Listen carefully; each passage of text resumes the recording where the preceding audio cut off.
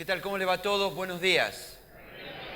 Qué bueno poder estar en esta mañana preciosa aquí en la Alameda. Bienvenidos a todos, a los que vienen cada fin de semana aquí en la Alameda. Y también bienvenidos a todos aquellos que hoy están aquí por primera vez. Nos encanta que estés aquí. Estamos viviendo juntos esta campaña que tiene como título Jesús para todos.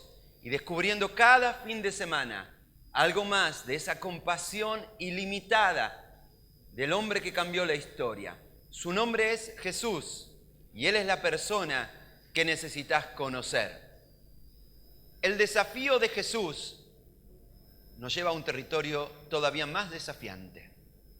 Él quiere que seamos capaces de tener compasión no solamente con los olvidados, con los ninguneados, con los despreciados, como ya hemos hablado a lo largo de estas semanas. Él nos quiere llevar a otro territorio. Él quiere que amemos a nuestros enemigos. Qué importantes son estas palabras de Jesús justamente en este tiempo que estamos viviendo, donde en nuestra sociedad lamentablemente hay un crecimiento del odio, del enfrentamiento, del antagonismo, del conflicto, de la violencia. Y se percibe en cada rincón de nuestra sociedad. Vivimos generando grupos antagónicos de confrontación, de exclusión, de enfrentamiento. Pareciera que estamos dedicados a enfrentarnos unos contra otros. Todas nuestras relaciones se basan en términos de amigo-enemigo. Y la gran pregunta que rige es, ¿de qué lado estás? Y claro, depende de qué lado estás, te amaré o te despreciaré. ¿Te trataré bien o te maltrataré? Así funciona este concepto de amigo-enemigo. Hay un doble estándar de conducta. Hay un trato para los amigos y un trato para los enemigos. Leía esta semana acerca de los orígenes de este concepto, ¿no? De este concepto amigo-enemigo, de esta manera de relacionarnos. Y entre tantas cosas que leí, me encontré con un ideólogo, con un pensador, un jurista alemán del año pasado. Él tenía este concepto. Tenía el concepto de que una nación donde hay pluralismo y donde hay diversidad era una nación débil. Una nación fuerte tiene que tener un pensamiento único. Y ese pensamiento único no se habría de lograr simplemente por el diálogo y el consenso. Este pensador, este jurista alemán del siglo pasado, llamado Carl Schmitt, él decía que la única manera de hallar este pensamiento único eran por medio de trazar una línea y decir de este lado los amigos, de este lado los enemigos, y discutir, y no discutir, enfrentarnos, e incluso la guerra, hasta que el más fuerte gane y ese pensamiento se imponga. Claro, este hombre, Carl Schmitt, fue parte del régimen nazi. Ahora, lo terriblemente preocupante es que muchos de nuestros líderes sociales y políticos hoy en día siguen leyendo a este hombre y siguen aplicando exactamente las mismas reglas. Este hombre, Carl Schmitt, en uno de sus libros, El concepto de lo político, él justamente debate las palabras de Jesús. Porque claro, ¿cómo seguir sosteniendo esta idea de amigo-enemigo cuando las palabras de Jesús resuenan diciendo, no, ama a tus enemigos? Y la manera de él poder, de alguna manera, justificar su postura frente a las palabras de Jesús es la siguiente. No. Cuando Jesús dijo, ama a tus enemigos, solo se refería al ámbito privado. No se refería al ámbito grupal, social o comunitario. Solo se remite al ámbito privado. Para hacerlo sencillo, este señor decía que cuando Jesús dijo que ames a tu enemigo, lo único que se refería es que tenés que querer un poquito más a tu suegra. Y más de eso no se aplican las palabras de Jesús. ¿Será así? ¿Será que estas palabras de Jesús solamente se remiten a las cuestiones cotidianas de las relaciones familiares y nada más? ¿O tendrá que ver con todos los ámbitos raciales, culturales, sociales y de este planeta entero? Jesús no solamente enseñó esto, sino que lo demostró con sus hechos. Y quizás sus hechos sean más claros incluso que todas las palabras. En cierta oportunidad, Jesús estaba con sus discípulos y habían vivido una larga jornada de trabajo, de servicio. Y cuando terminó esa larga jornada, Jesús les hizo una propuesta a sus discípulos que para nosotros parece trivial, pero para ellos no lo era. En Marcos capítulo 5, en Marcos capítulo 4, versículo 35, Jesús le dice a sus discípulos: pasemos del otro lado. Dice, ¿qué tiene? Para nosotros esta frase no significa nada, pero para un judío era todo un desafío. ¿Qué era pasar del otro lado? El otro lado del mar de Galilea era una zona llamada Decápolis. Decápolis significa 10 ciudades. Y eran 10 ciudades que los romanos habían establecido en esa zona para controlar toda el área. Pasar del otro lado era pasar al lado del enemigo. No solo eso, sino que según la tradición rabínica, en esa zona se habían establecido las 7 naciones que en alguna vez fueron expulsadas de la tierra prometida. Cuando Josué conquistó la tierra prometida, esa tierra prometida no estaba desocupada, sino ocupada. Y fueron desplazadas 7 naciones que la ocupaban. Y esas 7 naciones de alguna manera se habían recluido en esa zona. Y siguiendo sus prácticas paganas, sus rituales inmorales. Por lo tanto, para un judío pasar del otro lado no era un viaje turístico. Pasar del otro lado era penetrar territorio enemigo, donde vivían los malos, donde estaban los impuros, donde reinaba la maldad. Para colmo, del otro lado se dedicaban a la crianza de cerdos. Y para los judíos los cerdos eran inmundos. Pasar del otro lado era pasar donde todo el mal existe y donde todos los malos viven. Pasar del otro lado era cruzarse del lado del enemigo. Ahora, cuando Jesús y su gente llegaron al otro lado y desembarcaron, no los esperaba un comité de bienvenida. En realidad lo esperaba una sola persona. ¿Quién era? Un endemoniado. Un endemoniado que se autolastimaba a sí mismo, que vivía entre los sepulcros. Un hombre que era un peligro para sí mismo y para los demás, a tal punto que había sido expulsado de la comunidad. Jesús hace algo insólito, porque nunca más lo hizo, y confronta a los demonios que poseían a este hombre y les dice, ¿cuál es su nombre? Y los demonios se identifican y dicen, nos llamamos Legión. Somos los demonios del Imperio Romano. Eso sí que era siniestro, ¿no?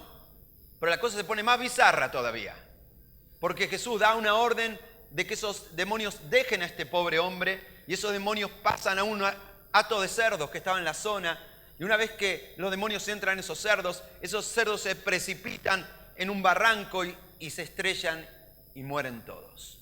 Es así que una escena siniestra, ¿no? Ahora, cuando pasó todo eso, ¿cuál fue la actitud de los del otro lado?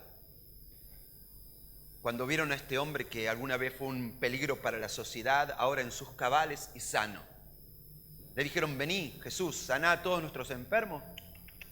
Le dijeron, Jesús, no te queremos ver acá. Retírate de nuestras tierras. ¿Por qué? Si él había hecho un bien. Por algo muy simple. Vos sos judío. Vos sos del otro lado. Y cuando Jesús sube al bote para regresar otra vez a donde habitaban los judíos, aquel que una vez fue endemoniado, le dijo, Jesús, déjame que te pueda seguir, déjame subir al bote con vos.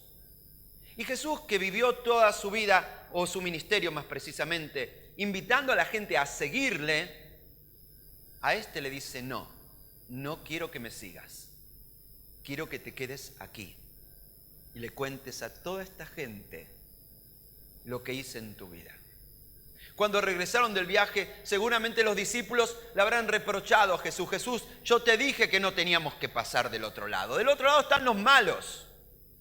Del otro lado están los inmundos. Del otro lado están los que se van a ir al infierno inevitablemente. No tendríamos que haber pasado del otro lado.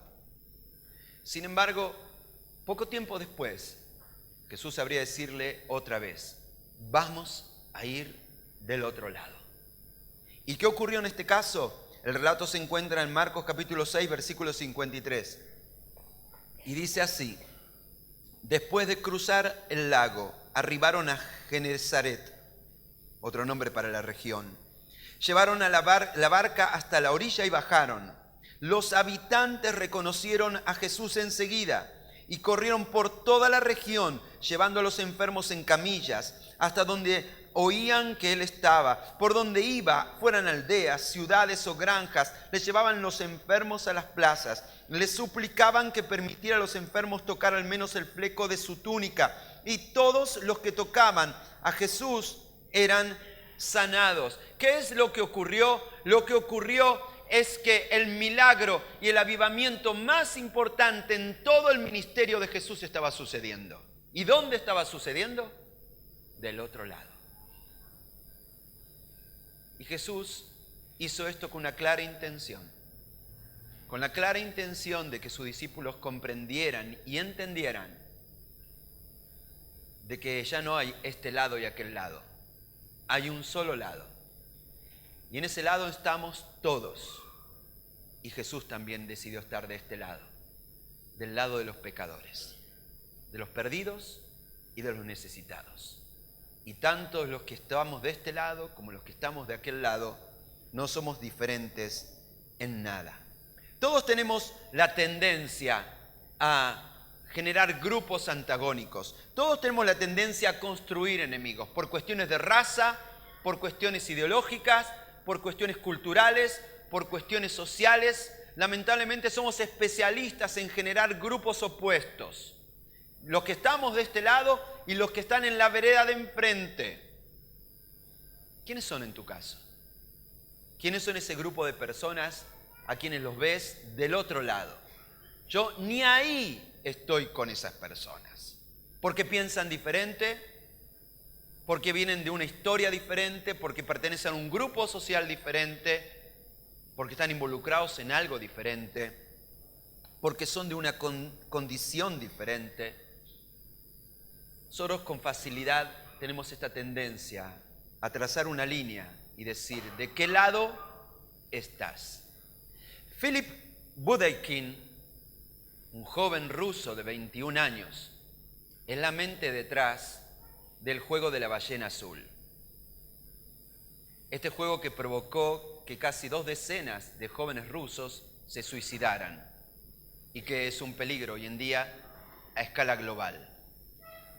En esta semana le hicieron un reportaje a este muchacho de apenas 21 años y le preguntaron, ¿para qué se te ocurrió esto? Y la respuesta de él fue la siguiente: quería limpiar a la sociedad de aquellos que le harían daño.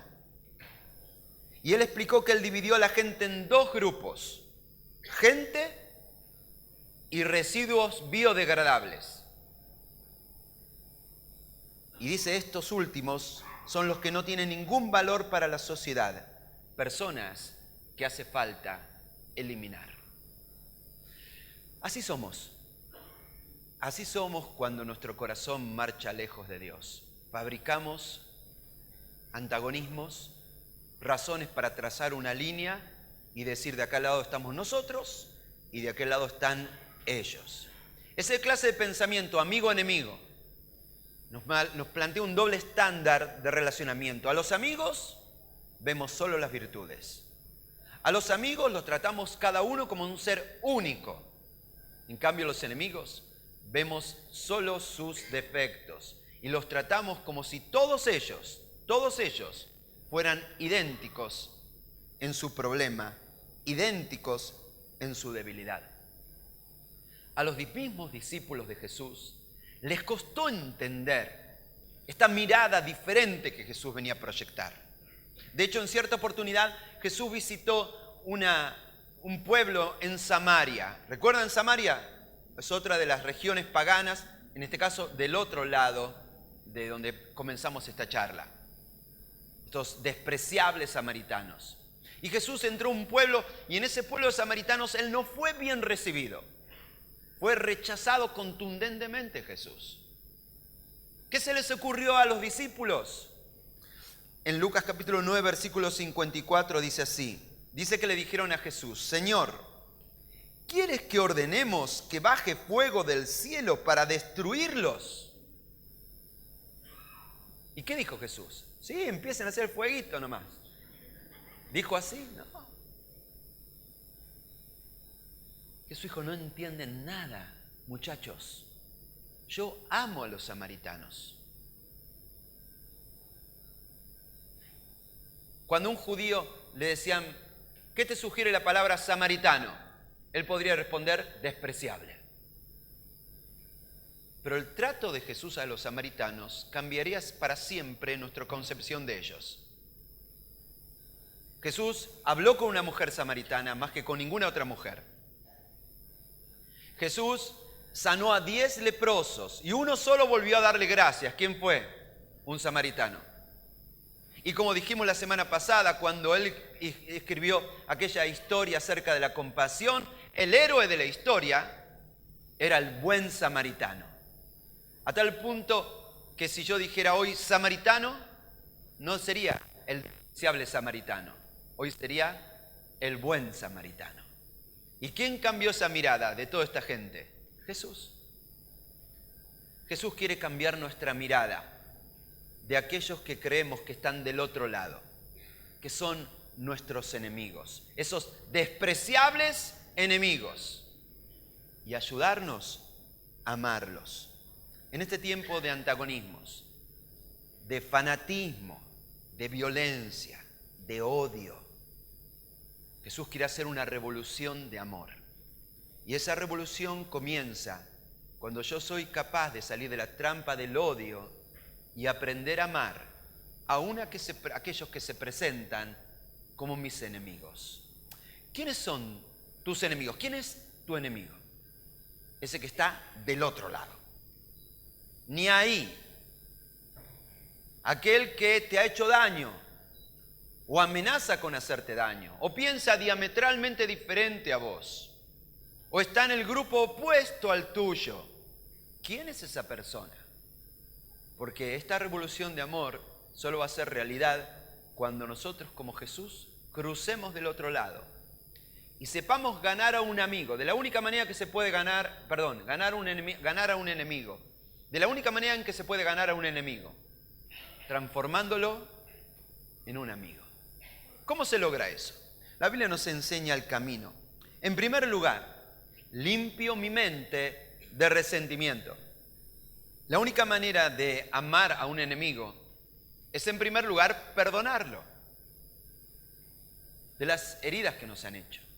Mientras sigamos enfermos de rencor y de resentimiento, no somos parte de la solución. Vamos a seguir siendo parte del problema. Si vamos a ser agentes de paz, necesitamos en primer lugar resolver este asunto. ¿Qué vamos a hacer con las heridas que nos han hecho?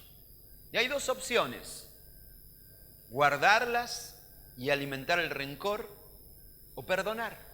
Perdonar no es minimizar, decir esto no fue nada, es una pavada. Perdonar no es justificar. Perdonar no es olvidar, porque las cosas no se pueden olvidar. Perdonar es algo muy simple, pero muy poderoso. Es entregarle el asunto a Dios, para que Él se ocupe. La Biblia dice en Colosenses 3:15, dejen que la paz de Cristo gobierne sus corazones. Vos no puedes ser un agente de paz si no tenés paz. Y esa paz solo la vas a hallar cuando dejes de buscar justicia por tu cuenta, venganza por tu cuenta, y hagas lo que se llama perdonar. Perdonar es decir: Dios, este asunto lo dejo en tus manos. Dice en Romanos 12:17, no paguen a nadie mal por mal, no tomen venganza, hermanos míos, sino dejen el castigo en las manos de Dios. Cada vez que vos no perdonás y que decís, no, yo me voy a ocupar de que se haga justicia, Eso significa de que no crees en Dios. ¿Un ateo quién es? Es quien no cree en Dios. Y cada vez que nosotros no perdonamos, de alguna manera, es porque no creemos que Dios es quien dijo ser. Juez justo, imparcial de cada alma y de cada persona. Cuando nosotros creemos que Dios no va a hacer su tarea, entonces nos ponemos en la tarea de nosotros hacer justicia. Ahora, mientras estemos en ese juego de rencor y de resentimiento, nunca vamos a tener paz. Y quien no tiene paz en su corazón, difícilmente puede ser un pacificador frente a alguien más. Dios quiere que ames a tus enemigos. Claro que la pregunta es ¿cómo? Pastor, usted dice que vaya y abrace a esa persona que me lastimó. Yo sé que es muy difícil en algunos casos, pero podemos empezar por algo sencillo. Por ejemplo, hacer lo que Jesús dijo. Lucas 6:28. Oren por los que los maltratan. Yo no te pido que vayas y lo abraces, pero ¿podrías empezar a orar por él? ¿Podrías hacer eso?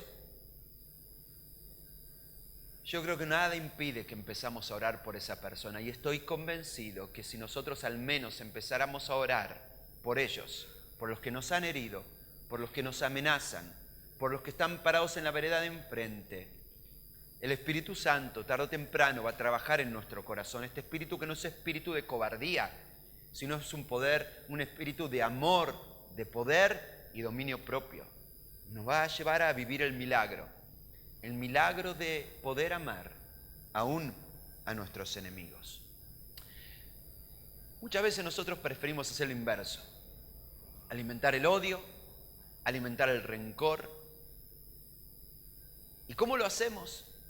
Vivimos mirando qué hace y qué no hace esa persona. Y sobre todo, anotando cada error que el otro comete. Y cada error que el otro comete es para justificar el hecho de por qué lo odiamos.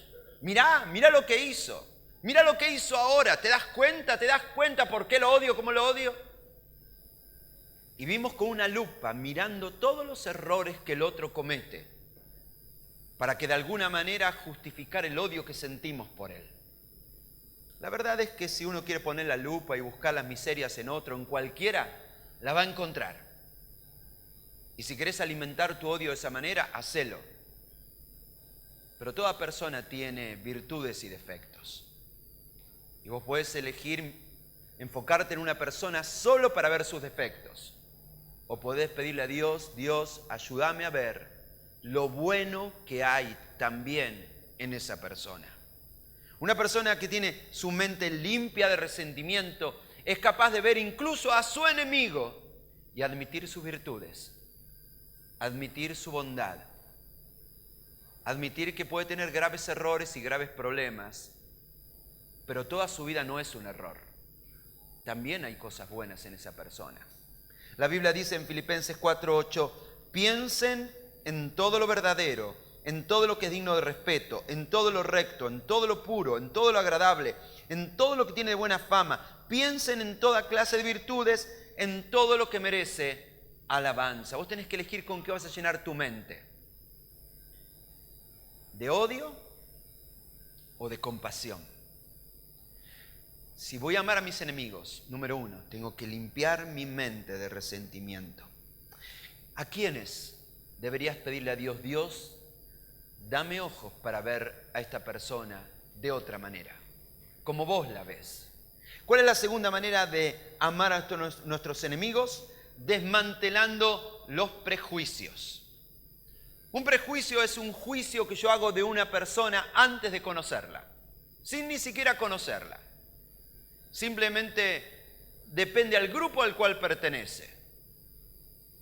Todos los extranjeros son, y listo, ponemos una etiqueta. Ya no necesito conocer uno por uno.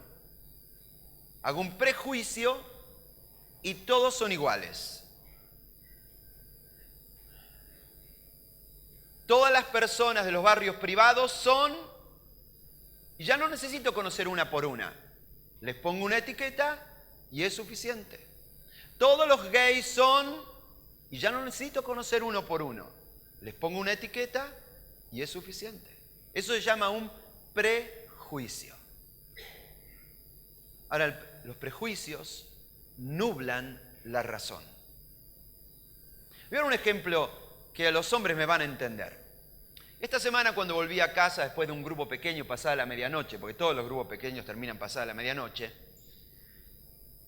puse la radio del auto, había un programa deportivo y el conductor del programa deportivo hizo una encuesta a toda la audiencia. Y la encuesta que él hizo es la siguiente: ¿quién es el mejor 9 del fútbol argentino? ¿Benedetto o Alario? Para las damas que no tienen por qué estar informadas de todo. No conteste. Benedetto es el número 9 de Boca Juniors y Alario es el número 9 de River Plate. ¿De acuerdo? Así que este hombre dijo, quiero escuchar a la audiencia, vamos a hacer una encuesta, ¿quién es el mejor número 9? Y a los que participen van a ganar una camiseta de su equipo. Llamaba a uno y decía, para mí el mejor número 9 es Benedetto, quiero la camiseta de Boca. Para mí el número 9 mejor es Alario, quiero la camiseta de River. Y era todo lo mismo. Todos los de Boca que dijeron que era el mejor número 9, el suyo. ¿Y estos quién dijeron? El suyo. Ahora pregúntate por un momento, ¿no podría haber ocurrido que un hincha de Boca hubiera llamado para decir la verdad, que por X o por B, el mejor número 9 es Alario? ¿No podría haber ocurrido que algún hincha de River hubiera llamado y por X o por B dice, bueno, en realidad, ¿podría haber pasado eso? ¡No! De ninguna manera. No hay nada bueno del otro lado. No hay nada bueno del otro lado. Ahora quiero que entiendas lo siguiente. Los prejuicios y el fanatismo nublan la razón. Y no solamente en temas de fútbol, que es un entretenimiento, no tiene mucha importancia, sino en muchos otros temas que golpean nuestra sociedad, nuestras familias, nuestra ciudad. Vivimos todo el tiempo haciendo los de este lado y los de aquel lado.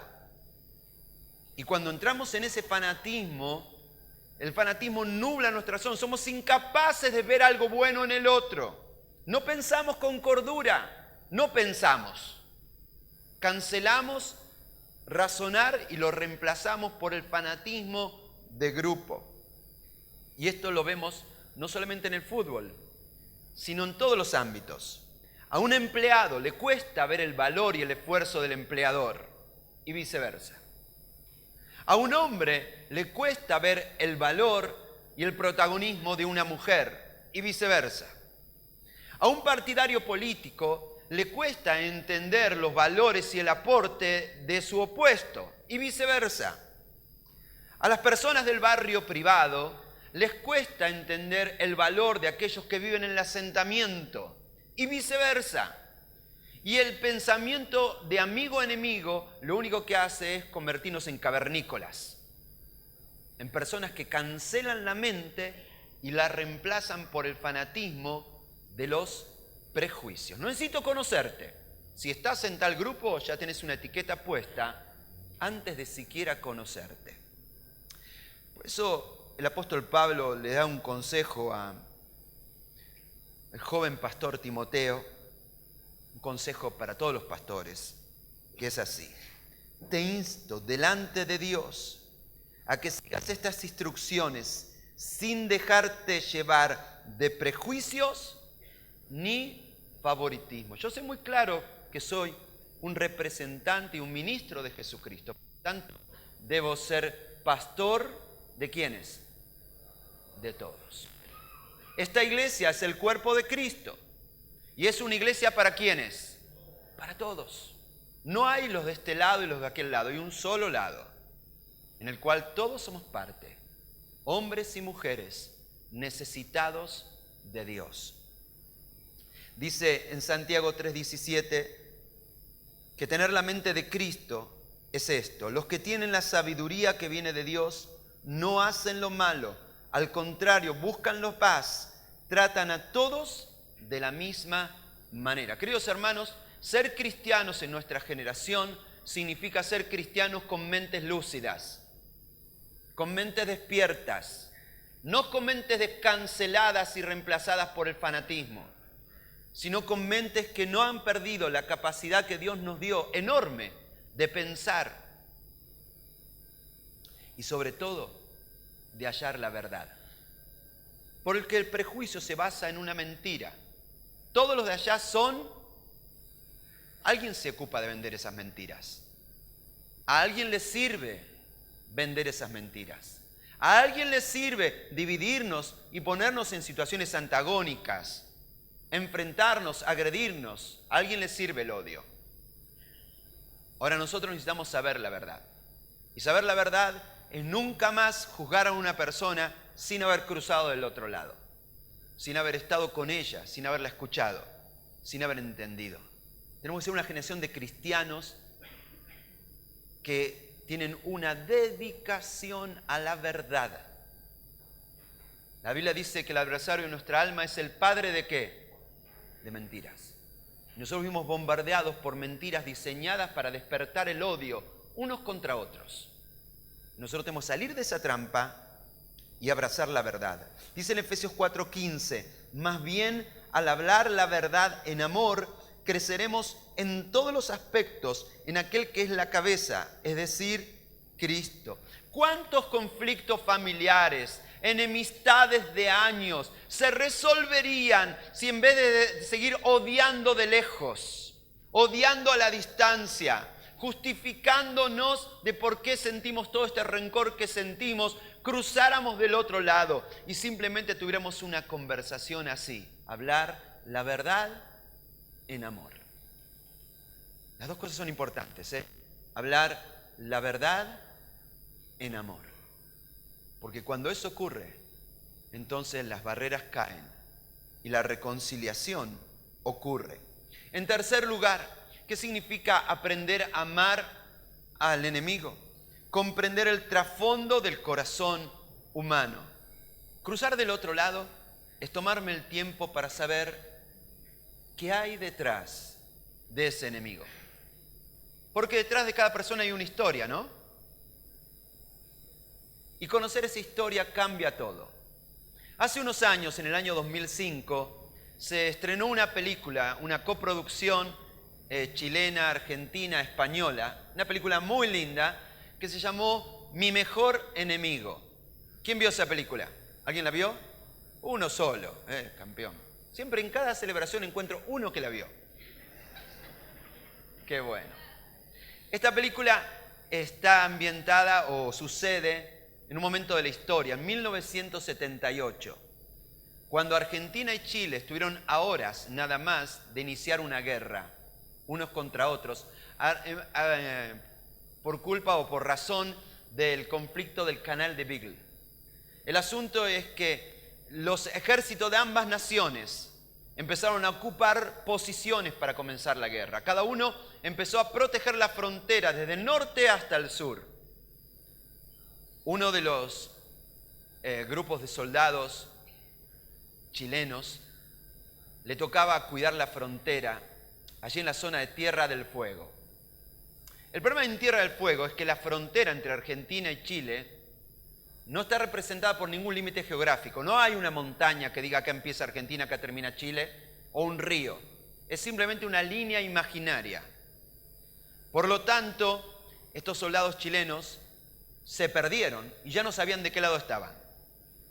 Así que decidieron establecer trincheras donde mejor les parecía y terminaron haciendo una trinchera a apenas 500 metros, donde estaba la trinchera de los soldados argentinos, cada uno en su trinchera esperando la orden para empezar a tirotearse. El asunto es que uno de los soldados chilenos, en la espera, larga espera, tuvo un accidente. Y entre los soldados chilenos no había nadie capaz de auxiliarlo. Así que tuvieron que cruzarse del otro lado, con una bandera blanca y pedir ayuda a los argentinos. Así que se reunieron y se encontraron dos a mitad de camino. Y empezaron a conversar. No te voy a contar toda la película, me gustaría que la veas. Yo te voy a decir que hasta jugaron un partidito ahí mientras esperaban que venga la orden para empezar a tirotearse.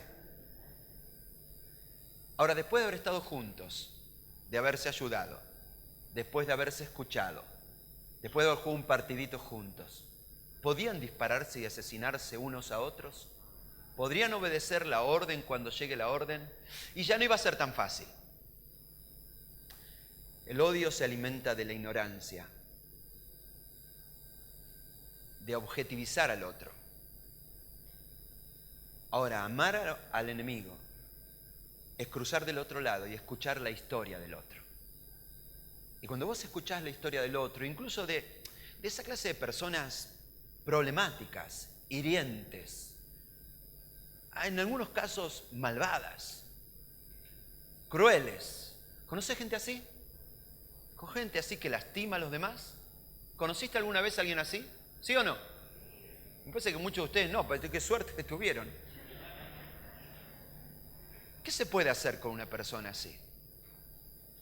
Cuando vos te atreves a acercarte y conocer a esa persona, vas a descubrir un montón de cosas. Entre otras cosas, vas a descubrir lo siguiente, que las personas que lastiman a otros son personas lastimadas. En este reportaje a este joven ruso, idealmente creativa del juego La Ballena Azul, él termina contando que sus padres lo maltrataban. Detrás de cada maltratador hay un maltratado.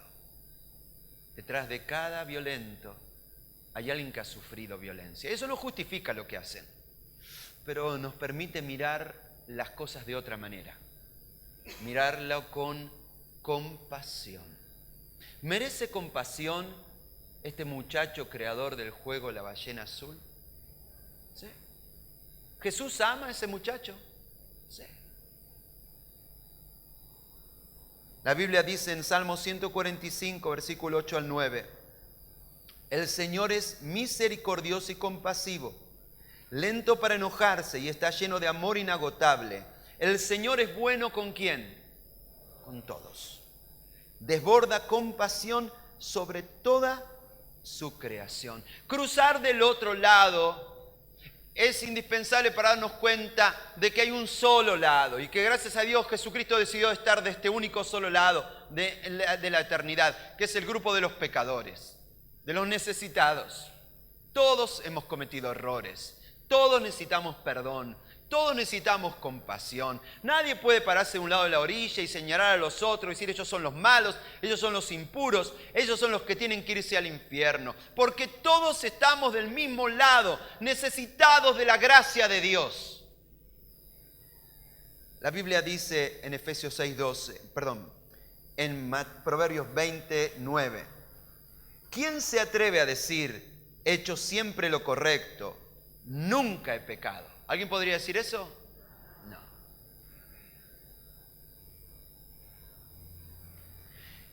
Conocer el trasfondo de la persona, aún de tu enemigo, es darte cuenta de una tremenda verdad, y quiero que me escuches bien.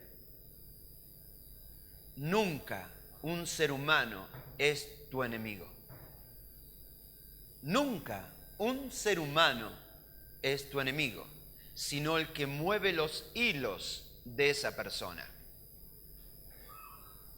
La Biblia dice en Efesios 6:12, porque nuestra lucha no es contra seres humanos. Creo que más claro no lo puede decir, ¿no? Nuestra lucha no es contra seres humanos, sino contra fuerzas espirituales malignas. Cuando Jesús estaba en la cruz y lo estaban allí torturando hasta morir, allí a los pies de la cruz estaban sus verdugos, gente dedicada al mal. ¿Cuál fue la oración de Jesús por ellos? Dios, envía fuego y quémalos. ¿Fue esa? No. Jesús dijo, Padre, perdónalos porque no saben lo que hacen. Esta gente no sabe lo que hace, son apenas títeres de quien maneja los hilos, contra quien es nuestra única y verdadera lucha. Jesús dijo, yo no tengo problemas con esta gente. Yo no estoy peleando con mis verdugos, sino con quien mueve los hilos del odio en este mundo. Ese es nuestro único y real enemigo. Amar a tu enemigo es comprender la historia detrás de tu enemigo. ¿A quién deberías escuchar esta semana? ¿A quién que lo tuviste del otro lado, porque te ha hecho daño en el pasado, porque hace daño a la gente, porque ha hecho daño a muchos. Necesitaríamos sentarnos y escucharnos. No para justificar lo que no se puede justificar, pero sí para enseñarle a nuestra alma la compasión. La compasión de Jesús es para todos. En cuarto lugar, cómo poder amar a nuestros enemigos. Y aquí venimos al corazón del mensaje. Actuando con un amor revolucionario. Jesús ha enseñado muchas cosas que están registradas aquí en la Biblia. Muchas de las cosas que Jesús enseña, medianamente intentamos obedecer. Pero hay algunas cosas que pareciera que no tenemos mucho interés en obedecer. De todas las enseñanzas de Jesús, la que voy a mencionar ahora es la más desobedecida de todas. En el capítulo 5 de Mateo, Jesús predica un gran sermón. Ese sermón se llama el Sermón del Monte. Y en ese sermón Jesús había establecido los nuevos fundamentos de una nueva comunidad, de una nueva ética, de una nueva manera de relacionarnos unos con otros, revolucionaria, completamente diferente. Él habría de decir cosas como estas: si alguien te pega en una mejilla, ¿qué tenés que hacer? No. Si alguien te pide tu capa, ¿qué tenés que hacer? Y entregarle también la túnica. No, ¿qué está diciendo? No, de ninguna manera. ¿Qué significa? Si que hacia acá a la vuelta me asaltan y me piden la campera, ¿tengo que darle las zapatillas también? Sí. Jesús dice, si alguien te obliga a llevar una carga por 1 milla, llévala 2. Me pregunto, ¿quién está obedeciendo esto? Y después nos preguntamos por qué el Evangelio de Jesucristo no tiene el impacto que debería tener en nuestra generación. El Evangelio de Jesucristo va a tener el impacto que va a tener nuestra generación cuando los cristianos dejemos de jugar a obedezco lo que me parece y desobedezco lo que quiero. Y comenzamos a obedecer a Jesús en todo lo que Él dice. En amar como Él quiere que amemos. No un cristianismo fácil de llevar. Un cristianismo con un amor revolucionario. Eso es lo que está diciéndote Jesús. Que si tu jefe te dice que trabajes 2 horas más y no te las va a pagar, que las trabajes. Yo digo esto en público y me incineran. Pero es lo que dice. Es lo que dijo Jesús. Es lo que nos llama a ser Jesús. Y Él remata toda esta historia de poner la otra mejilla, de entregar tu capa, de llevar una carga una milla siguiente, diciendo, y además de todo esto, ama a tus enemigos. Completo dice así en Mateo 5, 43 al 48.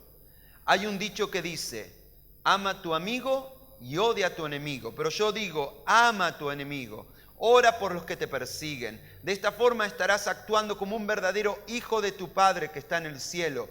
Porque Él da la luz del sol a los malos y a los buenos. Y envía la lluvia al justo y al injusto. Si amas solo a los que te aman, ¿qué de extraordinario tiene eso? Presta atención, porque Jesús no está preguntándose qué está bien y qué está mal. Está preguntándose quién es una persona extraordinaria. Porque Jesús no nos llamó a ser simplemente personas buenas. Nos llamó a ser personas extraordinarias, que amen con un amor extraordinario.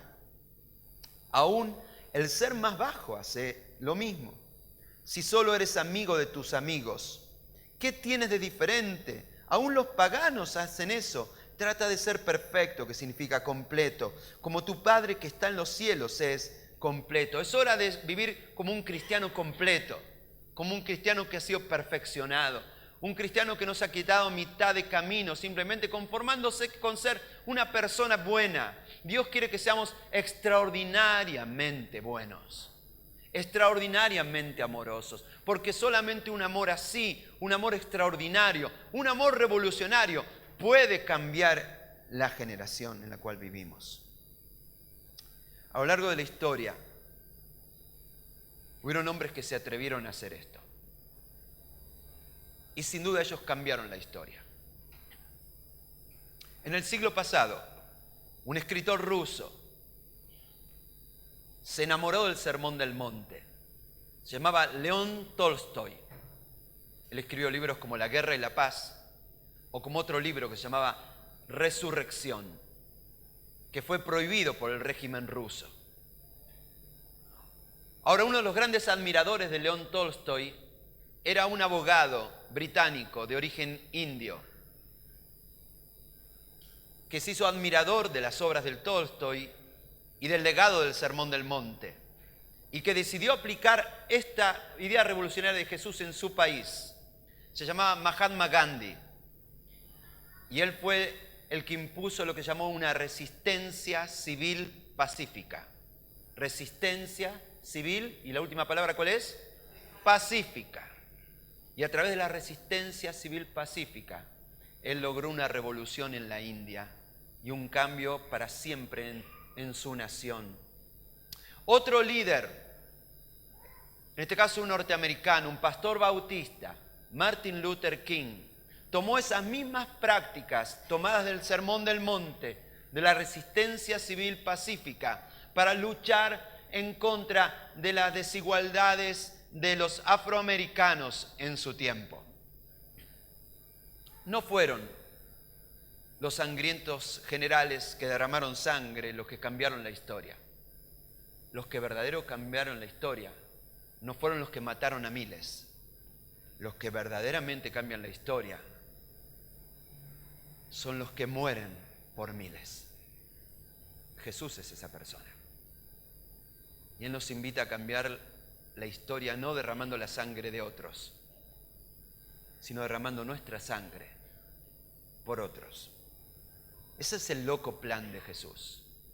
El loco plan de Jesús es cambiar la historia amando de manera extraordinaria. Es ganar a los enemigos amándolos hasta que se vuelvan amigos.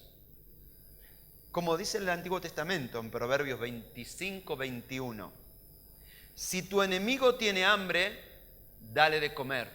Si tiene sed, dale de beber. Así Dios te premiará y hará que a tu enemigo le arda la cara de vergüenza. Ahora, es muy importante cómo haces esto. Dios no dice a esa persona que te hiere y te hace daño y es tu enemigo, simplemente le sirvas y te comportes de una manera servil para esa persona por miedo a lo que me va a hacer. No, si es por miedo no lo hagas. No es por miedo, todo lo contrario. Si lo vas a hacer tenés que hacerlo por valentía. Por la valentía de enfrentar el odio. Cuando una persona te agrede, te ataca, la reacción natural de todos es atacar. Nuestros instintos cavernícolas, ¿qué nos dicen? Hay que atacar, ojo por ojo y diente por diente. Ahora, cada vez que una persona enferma de odio te ataca, si vos le devolvés con odio, él controla tu vida. Él tiene el control de lo que está sucediendo. Estás reaccionando. Y cuando vos reaccionás, ya no tenés el control. El otro controla tu vida. Ahora, si esa misma persona viene y te agrede, y en vez de devolverle con agresión, lo tratás con una bondad extraordinaria, el que tiene el control de la situación sos vos. Y Dios nos llama a hacer eso, a no reaccionar, a no pasarnos al lado oscuro. Como decía el maestro Yoda a Luke Skywalker, no te pases al lado oscuro. Porque cada vez que somos víctimas de odio, respondemos con odio, en realidad ya perdimos la batalla. Ya estamos del lado equivocado, del lado incorrecto.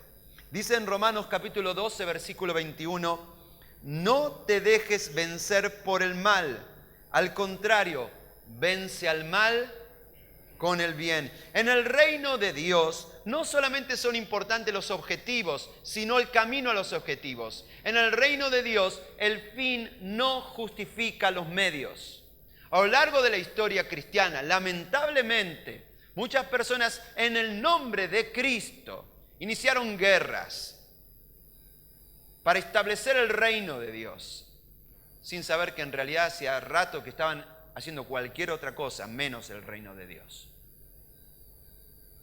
El reino de Dios solamente se establece en la manera en que Jesús lo estableció, no matando gente, sino muriendo de amor por otros. No sé si recordás, la noche anterior a ser crucificado, Jesús fue a orar a un huerto, el Getsemaní, esperando que vengan los soldados romanos, porque ella sabía que venían a buscarlo. Cuando se presentan los soldados romanos a apresar a Jesús, uno de sus discípulos, el más impulsivo de todos, el que reaccionaba siempre, ¿quién es? Pedro. Saca una espada y le corta la oreja a uno de los soldados que venían a apresar a Jesús. Qué curioso. La Biblia se ocupa de decirnos el nombre de esta persona. Se llamaba Malco. Nadie es un extra. Todos tienen un nombre, todos tienen una familia, todas las vidas importan. No es casualidad que de muchos personajes bíblicos no sabemos su nombre, pero de este sabemos su nombre. Se llamaba Malco. Ahora, ¿qué hizo Jesús? Tomó la oreja y se la volvió a pegar. Era una cirugía restaurativa inmediata. Ahora, ¿se imaginan este hombre Malco ese día volviendo a su casa? Y su esposa le pregunta, mi amor, ¿cómo te fue? Fue medio raro. Hoy tuvimos que ir a apresar a un tipo de un grupo que llaman los cristianos, una cosa así. Y medio loco, uno me cortó la oreja y el otro me la pegó. No los entiendo. No sé en qué andan. A veces los cristianos somos muy contradictorios.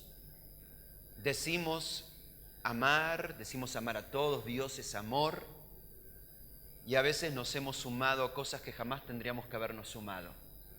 Hemos avalado hechos de violencia que jamás podríamos ser avalados. Hemos avalado guerras enteras. La verdad que los cristianos a veces somos así de contradictorios. La gente tiene razón al decir, no los entiendo. Pero hay algo claro, si nuestra generación va a entender quiénes somos, tenemos que terminar de cortar orejas y comenzar a sanar vidas. Porque eso es lo que espera que nosotros hagamos, aun cuando se trate de ese soldado romano que está a punto de torturar al Hijo de Dios.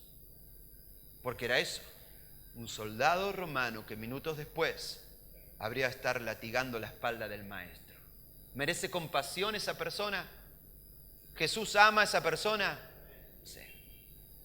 Esa es la gran lección que los cristianos de esta generación tienen que aprender si no queremos volver a cometer los errores que ya se cometieron y ver en esta generación, sí, el impacto del poder del Evangelio de Jesucristo.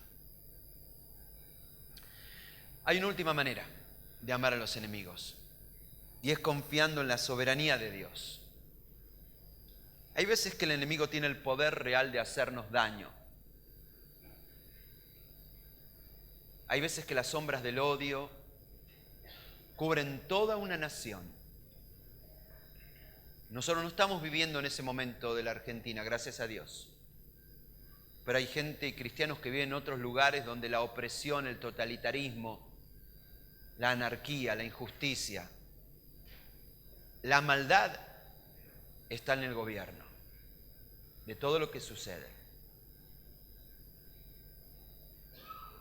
Hace unos casi 20 años estuve en Colombia, en Medellín, donde alguna vez los carteles de la droga gobernaban el país entero.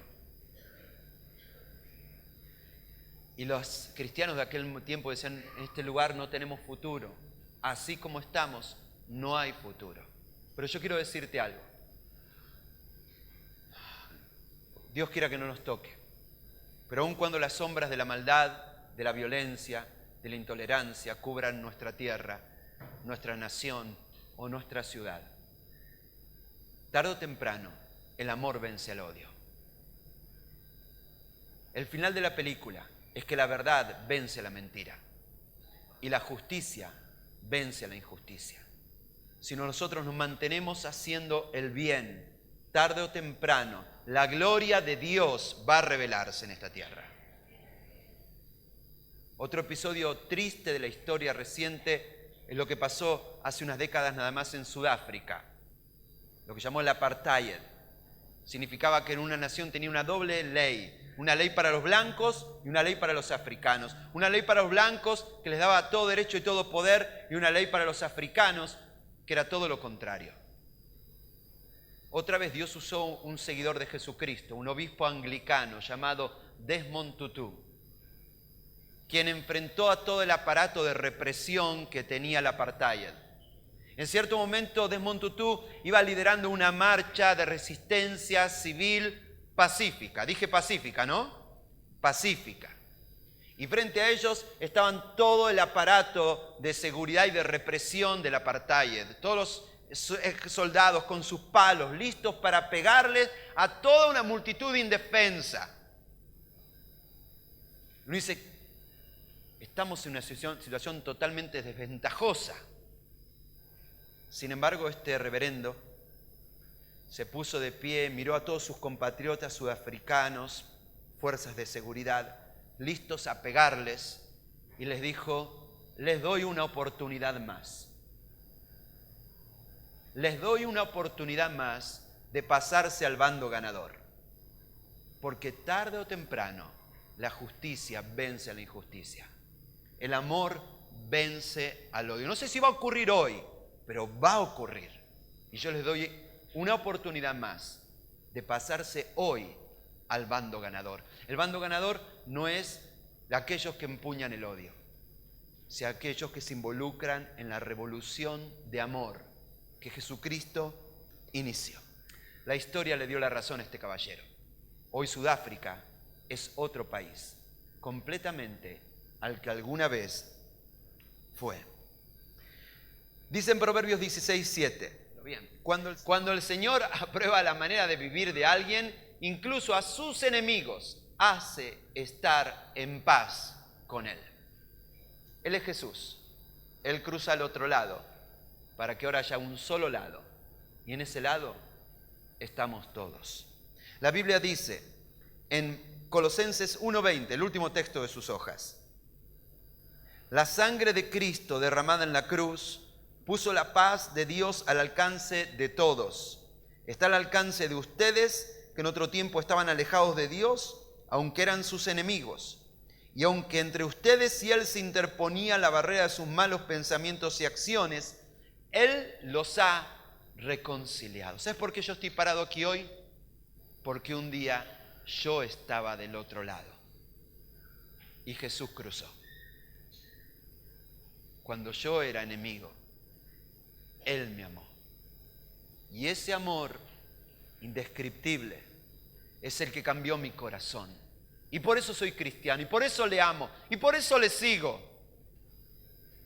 Porque no hubo nadie como Él que me amara así y que estuviera dispuesto a morir en una cruz por mí. Te pregunto, ¿sos un verdadero cristiano? ¿Has decidido seguir a Jesucristo? ¿Querés ser parte de esto? Jesús está aquí. Y Él está esperando de que tomes tu decisión. La decisión de seguirle a Él.